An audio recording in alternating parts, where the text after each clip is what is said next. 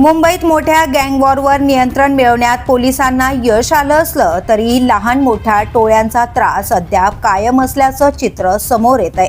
ट्रॉम्बे परिसरातून समोर आलेल्या एका व्हिडिओमुळे पुन्हा एकदा दहशतीचं वातावरण निर्माण झालं आहे। ट्रॉम्बेच्या महाराष्ट्र नगरमध्ये कथित भाईंकडून व्यापारी आणि नागरिकांना लक्ष्य केलं जात असल्याची गंभीर तक्रार आहे।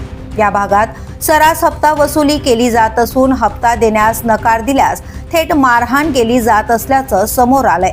करण पारखे आणि मिट्टू पारखे ही दोघं भावंड परिसरात दहशत पसरवत असल्याचा आरोप आहे।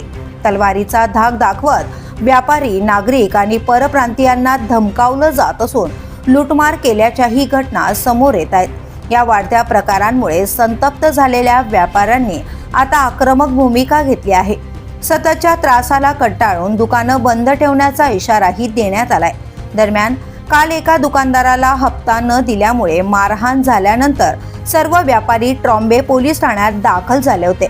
मात्र पोलिसांकडून गुन्हा नोंदवण्यात दिरंगाई होत असल्याची गंभीर तक्रार व्यापाऱ्यांनी केली आहे।